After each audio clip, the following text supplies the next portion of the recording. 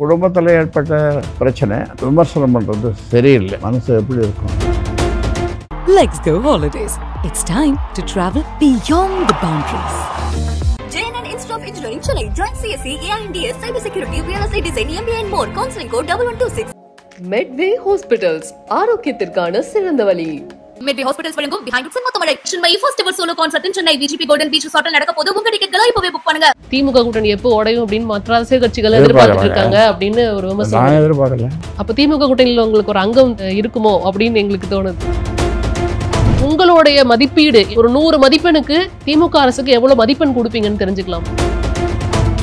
அவர் என்ன சொல்றாருன்னா, எங்க அப்பா குழந்தை மாதிரி, அவர் யாரும் விமர்சிக்காதீங்க அப்படின்னு அவர் சொல்லிக்கிட்டு இருக்காரு. என்ன குழந்தை மாதிரி தெரியுது. இப்ப இருக்கிற சட்டம் ஒழுங்கு பிரச்சனை குறித்து என்ன நினைக்கிறீங்க? 2 பேரும் எல்லாம் ஒன்றா இருக்காங்க, பிளவு இல்லை, அது இல்லை. இப்போ என்ன பேசுகிறாங்களோ அதெல்லாம் எதுவுமே இல்லை. அவர் மகன் போயினே இருக்காரு, கிராம போகிறாரு, ஐயா சொன்னதை அப்படியே கேட்டுக்கிறாரு. இந்த செயல் தலைவர்கள்லாம் கூட நான் தொண்டனாக இருந்து செயல்படுவேன்னு ஒரே ஒரு வாரம் சொல்லிட்டோம். மகளிருக்கு சம உரிமை, சம வாய்ப்பு, சம அந்தஸ்து அப்படின்லாம் போட்டிருந்தீங்க. அப்படி இருக்கிற நீங்க சௌமியா அன்புமணி அவர்கள் நின்னதை எனக்கு அதுல இஷ்டம் இல்லை, உடன்பாடு இல்லை அப்படின்னு சொன்னது அது ஏன் தெரிஞ்சுக்கலாம்? அன்புமணி தலைவராக தேர்ந்தெடுத்த அந்த பொதுக்குழுலையும் என்ன சொன்னோன்னா, என் குடும்பத்தை சேர்ந்த பெண்கள் இந்த கட்சியில் அப்போ இந்த பொறுப்பேற்றுக்க மாட்டாங்க, அங்கே வைக்க மாட்டாங்க அப்படின்னு சொன்னோம். நான் அரசியலுக்கே வரணுன்றது அது ஒட்டுமொத்த பெண்களுக்கு அல்ல. அப்போ சௌமியா அன்புமணி என் குடும்பத்தை சேர்ந்த பெண்மணி. நான் சொன்னது என்ன ஆச்சு? கட்சிக்கெல்லாம் அப்பாற்பட்டு ஒரு தலைவர்லாம் கொஞ்சம் தள்ளி வச்சுட்டு ஒரு தகப்பனா நீங்க யோசிக்கும் போது இது எவ்வளவு சங்கடமா இருக்கு, இல்ல எவ்வளவு வருத்தமா இருக்கு உங்களுக்கு? இங்கே எல்லாருமே கூட்டணி அமைக்கிறதுல ரொம்ப தீவிரம் காட்டிட்டு இருக்காங்க. தமிழகத்தை பொறுத்த வரைக்கும் திமுக ஏற்கனவே ஒரு கூட்டணியோட அமைப்புக்குள்ள இருக்கு. இங்க அதிமுக ஒரு கட்டமைப்புல இருக்கு. அதிமுக பாமக எங்க கிட்ட வருவாங்க அப்படிங்கிறத அவங்க சொல்லியிருக்கிறாங்க. நீங்க யார் கூட சேருவீங்கிறத அடுத்த எதிர்பார்ப்பா இருக்கு. அது இப்போ முடிவு பண்ணுறதில்ல. எப்படின்னா, நிர்வாக குழு கூட்டணும், செயற்குழு கூட்டணும். செயற்குழுவில் ஒரு 2500 பேர் வந்தாங்க செயற்குழுவில். அடுத்தது பொதுக்குழு. அந்த பொதுக்குழுவில் கூட்டணி பற்றி பேசுவோம். அதாவது நீங்க பாஜகவோட கூட்டணி வச்சதுனால தான் பாமக நாடாளுமன்ற தேர்தலில் எந்த ஒரு சீட்டும் வாங்க முடியலங்கிறத தெளிவா விளக்கமா எல்லாத்துக்கும் சொல்லிட்டீங்க. அப்போ பாஜகவோட கூட்டணி எதிர்பார்க்க நாங்கள் தேவையில்லை அப்படின்னு ஒரு மனநிலைக்கு வந்துட்டோம். ஆனால் இப்போ நீங்கள் யார் கூடன்னு சொல்ல மாட்டேன் அப்படின்னு நீங்கள் சொல்கிறீங்க. அது கடைசியில் தான் தெரியும் அப்படிங்கிறீங்க. ஒருவேளை திமுக பக்கம் போகிறதுக்கு வாய்ப்பு இருக்கா? கலைஞரை பற்றி பேசுனது திமுக கூட உங்கள்கிட்ட சொன்னால 94 வயசு வரைக்கும் ஒரு சக்கர நாற்காலி அவர் தான் முதல்வராக இருந்தார், கட்சி தலைவராக இருந்தார், முதல்வராக இருந்தார் அப்படின்னு சொன்னார்ல. இது எப்படி அவர் பாராட்டுற மாதிரியா? இல்லை, ஸ்டாலின் அவர்கள் சொன்னதை கேட்டு இருந்தார், திரு கலைஞர் அவர்கள் சொன்னதை கேட்டு இருந்தார், கடைசி வரைக்கும் செயல் தலைவராக துணை முதல்வராக கொடுக்கணும்னு சொல்லி ஒரு பொதுக்கூட்டத்தில் நான் தான் சொன்னேன். பொதுக்கூட்டம் அப்போ கூட்டணி திமுகவோட மேடையில் எல்லா தலைவரும் உட்காந்துருந்தாங்க. அப்போ நான் சொன்னேன், ரொம்ப பாரத்தை நீங்கள் சுமக்கிறீங்க கலைஞரே, நீங்கள் கொஞ்சம் பாரத்தை உங்கள் மகன் ஸ்டாலின்கிட்டையும் கொஞ்சம் கொடுங்க அப்படின்னு சொன்னேன். அதே ஒரு வாரத்தில் கொடுத்துட்டார். அதே மாதிரி துணை முதல்வர் தான் இருந்தார். அப்புறம் கொஞ்சம் செயல் தலைவராக அப்புறம் இருந்தார். அதன் பிறகு அவர் மரணத்திற்கு பிறகு தான் அவர் முதல்வர் ஆனார். நிச்சயமா உங்ககிட்ட இப்போ திமுக பற்றி என்ன நினைக்கிறீங்க, அவங்க ஆட்சி பற்றி என்ன நினைக்கிறீங்கிறப்ப நீங்கள் என்ன சொன்னீங்கன்னா, நான் விமர்சனம் பண்ண மாட்டேன் அப்படின்னு சொல்லிட்டீங்க. நான் ஏன் விமர்சனம் பண்ணணும் அப்படின்னு சொல்லி ஒரு நேர்காணலில் சொல்லியிருந்தீங்க. ஏன் விமர்சனம் பண்ணக்கூடாது? அதற்கு தகுதியான ஆள் நீங்கள் தானே. இல்லை, விமர்சனம் பண்ணலாம். ஒவ்வொரு வியாழக்கிழமையும் பத்திரிகையாளர்களை சந்திக்கிறேன். 40 வாரமாக சந்திக்கிறோம். அப்போது எல்லாரையும் பற்றியும் கேட்குறாங்க. அப்போ ஆளுங்கட்சியை கேட்குறாங்க, மற்ற கட்சியும் கேட்குறாங்க, எல்லாரும் கேட்குறாங்க. அப்போ நளினமாக நாகரிகமாக பதில் சொல்கிறோம். இது கலைஞருடைய இது நளினமாக சொல்லுவார், நாகரிகமாகவும் இருக்கும். எழுத்தம் குத்துற மாதிரி அடிக்கிற மாதிரிலாம் சொல்ல மாட்டார்.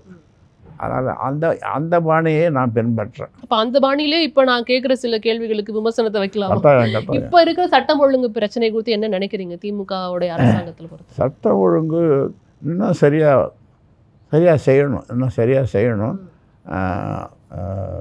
ஏன்னா நிறைய கொலைகள், தற்கொலைகள் அதெல்லாம் நிறைய நடக்குது. அதனால் இன்னும் கொஞ்சம் சட்டம் ஒழுங்கு பிரச்சனை இருக்குது. இந்த லாக்அப் டெத் பற்றியில் அது வேறு இருக்குது. இதெல்லாம் அதனால் இன்னும் கொஞ்சம் அதில் அதிகமாக காவல்துறை கவனம் செலுத்தணும். இது காவல்துறையோட குற்றமா இல்லை அரசாங்கம் சரியா இவங்களை வழிநடத்தலையா, எப்படி எடுத்துக்கலாம்? காவல்துறை சரியாக செய்கிறது தான் காவல்துறை போட்டு வச்சுருக்கோம். கீழே சப் இன்ஸ்பெக்டர்லேருந்து டிஜிபி வரைக்கும் போட்டு வச்சுருக்காங்க. அதில் குறை இல்லை. ஆனால் இவங்க சரியாக செயல்படணும். செயல்பட்டால் தான் அரசுக்கு நல்ல பேர் கிடைக்கும். இல்லைன்னா யாரை குற்றம் சொல்லுவாங்க? முதலமைச்சர் தான் குற்றம் சொல்லுவாங்க இல்லையா? இப்போ இது வந்து காவல்துறை மேல தான் இப்போ உங்களுக்கு வந்து ஃபர்ஸ்ட் குற்றச்சாட்டு அப்படிங்கிறீங்க நீங்க, அரசாங்கத்து மேல இல்லைங்கிறீங்க. முதலமைச்சருக்கு கீழே தானே டைரக்டா காவல்துறை பல 50-60 டிபார்ட்மெண்ட் இருக்குது, துறைகள் இருக்குது. எல்லாரும் சேர்ந்தது தான் அரசு. அதில் முக்கிய அங்கம் வகிக்கிறது காவல்துறை. சப் இன்ஸ்பெக்டர் இருக்கார், சப் இன்ஸ்பெக்டர் இல்லை இன்ஸ்பெக்டர் இருக்கார். அவருடைய எல்லை ஒரு 2 பஞ்சாயத்து யூனியன் அளவு இருக்குதுன்னு வச்சுக்கோங்க. அங்கே நிறைய குட்கா விற்கிறாங்க, சாராயம் விற்கிறாங்க அப்படின்னு சொன்னால் அது யார் கண்டுபிடிக்கணும்? இவங்க கண்டுபிடிச்சி அது என் ஏரியாவில் எதுவுமே இல்லை. எங்கேயாவது ஒரு இது கண்டுபிடிச்சாங்கனாக்கா நான் என்னுடைய பதவியை ராஜினாமா செய்கிறேன் அப்படின்னு சொல்ல முடியுமா? சட்டம் ஒழுங்கு எல்லாமே இங்கே யார்கிட்ட இருக்குது? போலீஸ்கிட்ட இருக்குது. இதுக்கு முதலமைச்சர் குற்றம் சொல்கிறதோ அல்லது மற்றவங்களை குற்றம் சொல்கிறதோ இல்லை. இப்போது மது விலக்குன்னு வச்சுருக்காங்க. மதுவை விலக்குன்னு சொல்லிட்டு சாராயம் விற்கிறாங்க டாஸ்மாக் கடையில். அதே இல்லாமல் அந்த பக்கம் இருக்கிற சந்தில் சந்துக்கடைன்னு வைக்கிறாங்க. சந்துக்கடை பொந்துக்கடைன்னு வச்சு அது ஒரு பக்கம் நடக்குது. அவங்க வந்து சொல்லிட்டாங்க, அது செயல்படுத்த வேண்டியது அமைப்புகள் தான் அப்படிங்கிறத நீங்கள் சொல்கிறீங்க. ஆனால் துப்பாக்கி, அதாவது தூத்துக்குடி துப்பாக்கி சூடு நிலவரம் உங்களுக்கு தெரியும், அந்த கலவரம் பற்றி தெரியும். அருணா ஜெகதீசனுடைய அந்த என்ன சொல்லியிருந்தாங்கன்னா, யாரெல்லாம் காவல்துறையை சேர்ந்தவர்கள் தவறு செய்தாங்களோ அவங்களுக்குலாம் இந்த மாதிரி விஷயங்கள்லாம் கொடுக்கணும் அப்படின்னு சொல்லியிருந்தாங்க. ஆனால் இப்போ அந்த குற்றத்தில் ஈடுபட்ட அத்தனை காவல்துறை அதிகாரிகளுக்கும் உயர் பதவி இருக்குது. இப்போ இந்த இடத்துல நம்ம யாரை குற்றம் சொல்கிறது? அரசாங்கத்தையா இல்லை காவல்துறையா? அரசாங்கத்தை தான் சொல்லணும். அரசாங்கத்தை யார்? இப்போ இதுக்கு மேலே இருக்கிற இந்த காவல்துறைக்கு இல்லை ஹெட்டு டிஜிபியை குற்றம் சொல்லணும்னா அப்போ டிஜிபி இயக்கிறது போகிறது வர்றது அரசு இல்லையா? அப்போ ஒட்டுமொத்தமாக அரசாக தான் சொல்லணும். நம்ம அரசு தான் சொல்லணும். அதை தான் நான் கேட்குறேன். இப்போ இந்த விஷயங்கள் எல்லாத்துக்கும் காரணம் வந்து இப்போ அரசாங்கங்கிறப்ப அவங்க இன்னும் வந்து சீரிய முறையில் செயல்படணும் அப்படின்னு நீங்கள் சொல்கிறதா எடுத்துக்கலாமா? நிச்சயமாக நீங்கள் சொல்கிற மாதிரி இன்னும் நல்லா செயல்படணும். இந்த மாதிரி குற்றங்கள் எங்கேயும் நடக்காமல் பார்த்துக்கணும். அப்படி குற்றங்கள் நடந்ததுன்னு சொன்னால் அவங்க மேலே அந்த சம்மந்தப்பட்ட இன்ஸ்பெக்டரோ இல்லை சப் இன்ஸ்பெக்டரோ அல்லது டிஎஸ்பியோ அவங்க மேலே கடுமையான நடவடிக்கை எடுக்கணும். இப்போ திமுகவுடைய கூட்டணி வந்து உடையறதுக்கு வாய்ப்பே இல்லை அப்படிங்கிறது எல்லாருடைய கூற்றாக இருக்குது. ஆனால் காமராஜரை பற்றி திருச்சி சிவா அவர்கள் பேசின விஷயம் வந்து இங்கே பெரிய பூதாகரமாக இருக்குது அப்படிங்கிறத பார்க்க முடியுது. நீங்கள் அதை கண்டிப்பாக பார்த்துருந்துருப்பீங்க. இதனால் காங்கிரஸ் திமுக கூட்டணி உடைய வாய்ப்பு இருக்குன்னு நீங்கள் நினைக்கிறீங்களா? மறைந்த தலைவர்களை, அதுவும் நாடு போற்றுகின்ற தலைவர்களை பற்றி விமர்சனம் பண்ணுறது சரியில்லை. விமர்சனம் பண்ணதற்கான பதிலை சம்மந்தப்பட்ட அமைச்சர் வருத்தப்பட்டிருப்பார், கேட்டிருப்பார். அப்போ இது அதனால் வந்து கூட்டணியை உடைஞ்சிடணும்னு சொல்ல முடியாது. எல்லாரும் எதிர்பார்த்துட்டு இருக்காங்களே உடையணும்னா திமுக கூட்டணி எப்போ உடையும் அப்படின்னு மற்ற அரசியல் கட்சிகள் எதிர்பார்த்துட்டு இருக்காங்க அப்படின்னு ஒரு விமர்சனம். நான் எதிர்பார்க்கல. அப்போ திமுக கூட்டணியில் உங்களுக்கு ஒரு அங்கம் இருக்குமோ அப்படின்னு எங்களுக்கு தோணுது. அதான் இப்போ சொல்ல முடியாதுங்க. இந்த நிர்வாக குழு அதில் தான் முடிவு பண்ணும். அதுக்கு எனக்கு அதிகாரத்தை கொடுப்பாங்க நிர்வாக குழு.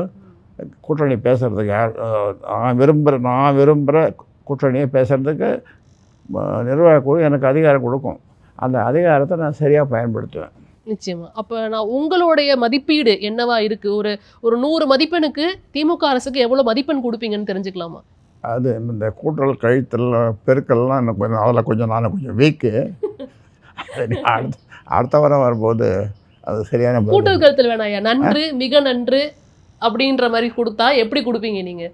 அதெல்லாம் அடுத்த வாரம் சொல்லிடுவீங்க. கூட்டணி அறிவிப்பு கட்டாயம் எதிர்பார்க்கலாங்களா? கூட்டணி அறிவிப்பா அதுக்குள்ள பொதுக்குழு கூடணுமே. நீங்கள் அடுத்த மாதம் நடைபெற இருக்கிற அந்த மகளிர் பெருவிழா பூம்புகாரில் வந்து நடக்க இருக்கு இல்லையா? அந்த மகளிர் பெருவிழா எதை நோக்கிய ஒரு பயணமாக இருக்கும்னு நாங்கள் தெரிஞ்சுக்கலாமா? அதாவது பெண்ணடிமைத்தனத்தை ஒழிக்கணும். பெண்களுக்கு சம உரிமை, சம வாய்ப்பு, சம அந்தஸ்து கொடுக்கணும். அது இல்லை இந்த நாட்டில். ஒரு காலத்தில் அடுப்போதும் பெண்களுக்கு படிப்பதற்குன்னு சொன்னாங்க. இன்றைக்கி அவங்கள படிக்க விட்டதும் பார்த்திங்கன்னா அவங்க தான் ஆண்களை விட பெண்கள் அதிகமாக படிக்கிறாங்க, முதன்மையாக வராங்க. அதனால் இதற்காக இந்த சமூகம் மன்னிப்பு கேட்கணும் பெண்கள்கிட்ட. ஏன் அவங்கள அடக்கி ஒடுக்கி வச்சுருந்தாங்க? ஜன்னலை கூட திறந்து பார்க்கக்கூடாது. புகைகளை விரிச்சா போயிடுமானா அதனுடைய நாற்றம் நாங்கள் துர்நாற்றம்னு சொல்லுவாங்க, நல்ல நாற்றம்வாங்க. அது மாதிரி பெண்களும் சிரிக்கக்கூடாது. இப்படிலாம் இருந்த காலம் ஒன்று உண்டு. ஆனால் இன்றைக்கி எல்லாமே மாறிடுச்சு. எல்லாத்துக்கும் காரணம் கல்வி.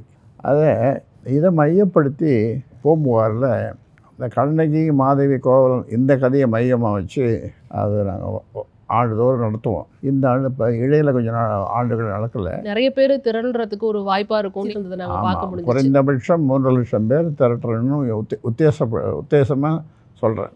3 லட்சம் பெண்கள், மகளிருக்கு சம உரிமை, சம வாய்ப்பு, சம வாய்ப்பு, சம அந்தஸ்து, அரசியல் இதில் வந்து சம உரிமை அப்படின்லாம் போட்டிருந்தீங்க. அப்படி இருக்கிற நீங்கள் வந்து சௌமியா அன்புமணி அவர்களை அரசியலுக்கு அவரை வந்துட்டு நின்னதை வந்து ஒரு எனக்கு அதில் இஷ்டம் இல்லை, உடன்பாடு இல்லை அப்படின்னு சொன்னது வந்து ஒரு பெரிய வருத்தத்தை கொடுத்தது. அது ஏன் தெரிஞ்சுக்கலாமா? இப்படி ஒரு விஷயம் பண்ணிருக்கீங்க. நிச்சயமா இப்படி ஒரு விஷயம் பண்ற ஐயா வந்து ஆரம்பத்தில் கட்சி ஆரம்பிக்கும் போதும் அதன் பிறகும் இப்போ அன்புமணி தலைவராக தேர்ந்தெடுத்த அந்த பொதுக்குழுலையும் என்ன சொன்னோன்னா, என் குடும்பத்தை சேர்ந்த பெண்கள் இந்த கட்சியில் அப்போ இந்த பொறுப்பேற்றுக்க மாட்டாங்க, அங்கே வைக்க மாட்டாங்க அப்படின்னு சொன்னோம். நான் அரசியலுக்கே வரணுன்றது அது ஒட்டுமொத்த பெண்களுக்கு அல்ல. இந்த சௌமியா அன்புமணிக்கு அப்போ சௌமியா அன்புமணி என் குடும்பத்தை சேர்ந்த பெண்மணி. நான் சொன்னது என்ன ஆச்சு சொல்லுங்கள். இல்லை இப்போ அன்புமணி அவர்கள் அரசியலுக்கு வராங்கங்கிற போது எங்கள் குடும்பத்தை சேர்ந்த யாரும் பெண்மணிகள் ஈடுபட மாட்டாங்க அரசியல்னு சொல்லிட்டோம். இந்த கட்சியை உண்டாக்கும் போதே அதையும் சொல்லிட்டோம், என் குடும்பத்தை சேர்ந்த யாருன்னு. ஆனால் அதையும் மீறி அன்புமணி கட்சியினுடைய தலைவராக வந்தார், அமைச்சரானார். 35 வயசில் அமைச்சரானார்.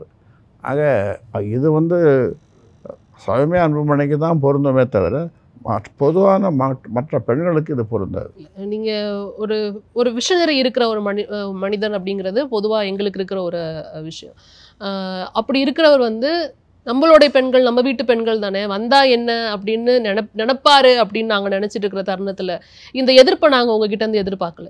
இல்லை இப்போ அதுவும் அவங்க போட்டியிட்டு அந்த விஷயம் முடிஞ்சிருச்சு. போட்டியிடுறதுக்கு நான் அனுமதி கொடுத்தோம்ல, போட்டியிடுறதுக்கு அனுமதி கொடுத்தோம் எங்கள் தருமபுரியில். நான் போய் பிரச்சாரம் பண்ணேன், அதெல்லாம் பண்ணி தானே இருக்கோம். இல்லை அனுமதி கொடுத்துருக்கீங்க, நான் இல்லைன்னு சொல்லலை. ஆனால் போட்டியிடுறது அனுமதி கொடுக்கறதுக்கு முன்னாடியே உங்களுக்கு மனசங்கடம் ஏற்பட்டிருக்குங்கிறத நிறைய நேர்காணல்களில் சொல்லியிருக்கீங்க. குடும்பத்தில் ஏற்பட்ட பிரச்சனை, அந்த பிரச்சனையை சுமூகமாக அந்த நேரத்தில் தீர்த்ததுனால தான் அவரை வேட்பாளராக அறிவித்தோம். அவங்க திரு அன்புமணி அவர்களுடைய மகள்களும் வந்து பிரச்சாரத்தில் வந்துட்டு ஈடுபட்டதை எங்களால் பார்க்க முடிஞ்சிச்சு.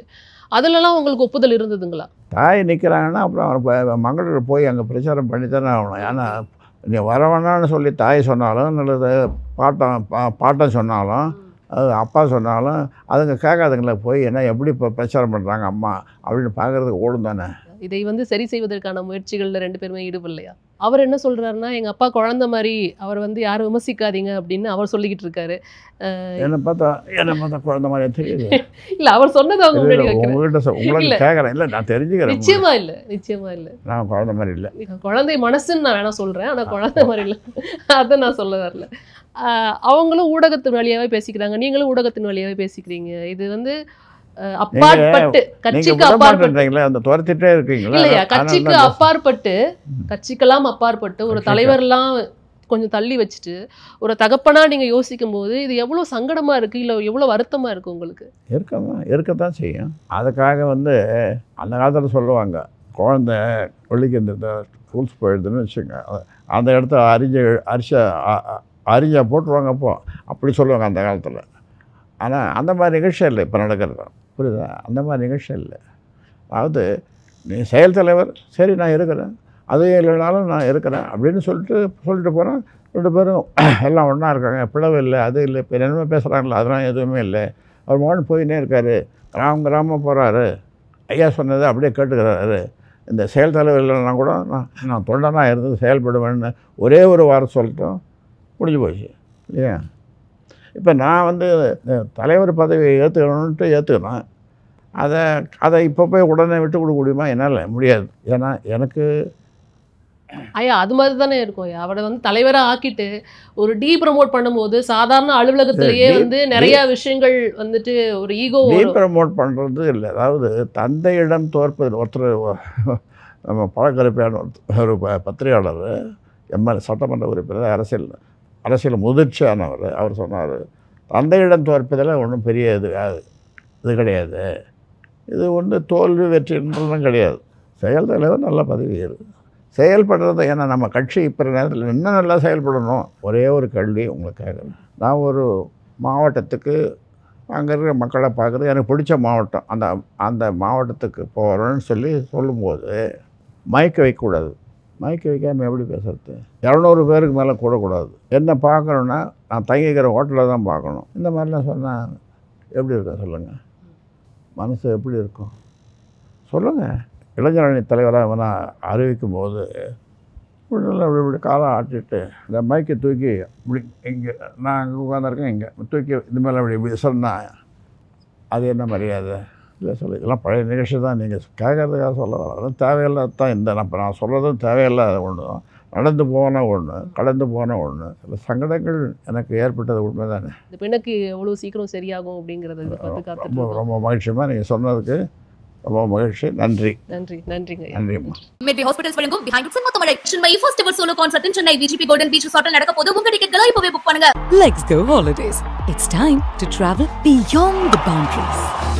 JNN Institute of Engineering Chennai. Join CSE, AINDS, Cybersecurity, Real Estate Design, MBA and more. Counseling code 1126. Medway Hospitals. ஆரோக்கியத்திற்கான சிறந்த வழி.